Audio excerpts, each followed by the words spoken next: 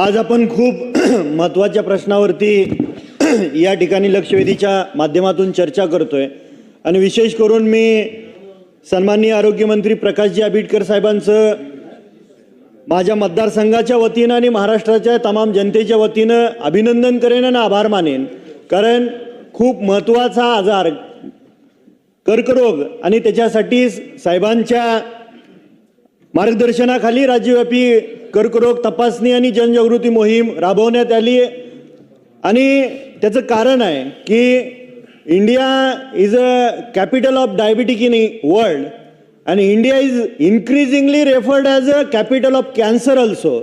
आणि अशा गंभीर आजारासाठी चर्चा करत असताना मंत्री महोदयांना माझे विशेष करून 2-3 स्पेसिफिक प्रश्न आहेत.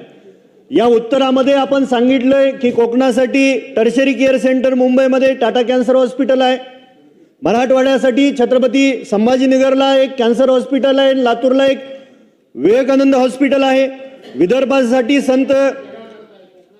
विदर्भासाठी राष्ट्रसंत Tukdoji Maharaj regional cancer hospital आहे. पश्चिम महाराष्ट्राचं टर्शरी केअर सेंटरचं काय कोणतं आहे आणि ते नसेल तर आपण कधीपर्यंत चालू करणार? महाराष्ट्रामध्ये 36 जिल्हे आहेत आणि 36 जिल्ह्यापैकी फक्त 8 जिल्ह्यांमध्ये किमोथेरपीची ट्रीटमेंट आपण चालू केली. इतर जिल्ह्यांचं काय, ती कधी चालू करणार? कॅन्सरसाठी रेडिओथेरपीची ट्रीटमेंट सुद्धा आवश्यक असते. देशमुख साहेब स्पेसिफिक प्रश्नच आहेत साहेब. रेडिओथेरपीची सुद्धा ट्रीटमेंट गरजेची असते. त्या रेडिओथेरपीसाठी सेंटर जिल्ह्याच्या ठिकाणी कधी उभे करणार? आणि डायग्नोसिससाठी पेट स्कॅन मशिनरी उपलब्ध असणं गरजेचं आहे. ती पेट स्कॅन मशिनरीचा उल्लेख आपल्या उत्तरामध्ये नाही आणि पेट स्कॅन खूप महागडी डायग्नोसिस टेस्ट आहे, तर त्यासाठी आपण शासनाच्या वतीनं पेट स्कॅन मशिनरी जिल्ह्याच्या ठिकाणी उपलब्ध करून देणार का? आणि prevention is better than cure, तर त्यासाठी आपल्याला या राज्यामध्ये जास्तीत जास्त कॅन्सर हॉस्पिटल्स उभा करणं अपेक्षित आहे. ते लवकरात लवकर आपल्या शासनाच्या वतीनं. माननीय सदस्य बाबासाहेबजी देशमुख साहेबांनी जे 2-3 मुद्दे मांडले त्यातला एक मुद्द्याचं उत्तर मी यापूर्वी सुद्धा दिले, पण परत एकदा रिपीट करतो. आपण जे काय एक महत्त्वपूर्ण अशा पद्धतीची कॅन्सरच्या साठीची पॉलिसी केली, त्या कॅन्सरच्या पॉलिसीमध्ये एका बाजूला L1, L2 आणि L3 अशा पद्धतीच्या हॉस्पिटलसाठी फंड्सचं नियोजन केलं आहे. आता या फंड्सचं नियोजन केलं त्याच्यामध्ये संभाजीनगर, चंद्रपूर, नागपूर, जे हॉस्पिटल मुंबई, कोल्हापूर, पुणे, नांदेड या 7 ठिकाणी वैद्यकीय महाविद्यालयामध्ये आणि तसंच नाशिक आणि अमरावती ह्या रेफरल आमचे विभागीय संदर्भ सेवा हॉस्पिटलमध्ये या सगळ्या L2च्या सगळ्या ट्रीटमेंट सुरू करण्यासाठी फंड्स, त्याची मान्यता आणि आता कामं सुरू झालेली आहेत. त्यामुळे आपल्याला जो प्रश्न पडला होता त्या सगळ्या प्रश्नांमध्ये आम्ही या सगळ्या सेंटर्सला आपण मदत करतोय.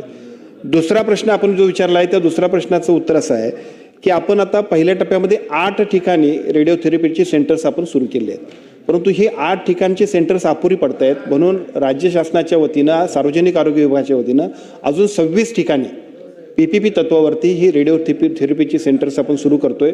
त्याचा आता हे झालेलं आहे, टेंडर प्रक्रिया सुरू झालेली आहे. पुढच्या काही कालावधीमध्ये प्रत्यक्षात ते सुरू होतील अशा पद्धतीचं, म्हणजे आणखीन 26 ठिकाणी ते सुरू होतील. अजून एक मुद्दा महत्त्वाचा आपण सांगितलं आणि तो मुद्द्याबद्दल मात्र आम्हाला निश्चितपणाने विचार करावा लागेल, कारण आपण जे सांगितलं की एकूण त्याची जी काय पेट स्कॅन असल्याशिवाय आपल्याला त्याची नोंदणी होत नाही. पेट स्कॅनचं निदान करायला तर इतकं महागड आहे की ते पुण्या मुंबईमध्ये आल्याशिवाय ते होत नाही.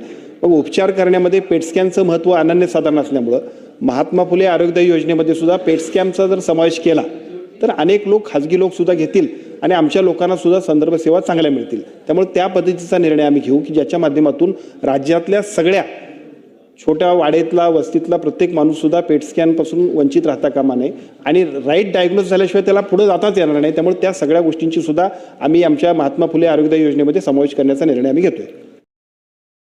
आपण सांगोला पॉलिटिक्स हे YouTube चॅनल जर पहिल्यांदा पाहत असाल तर नक्की सबस्क्राईब करा आणि तालुक्यातील प्रत्येक बातम्या, ताज्या घडामोडी काही क्षणात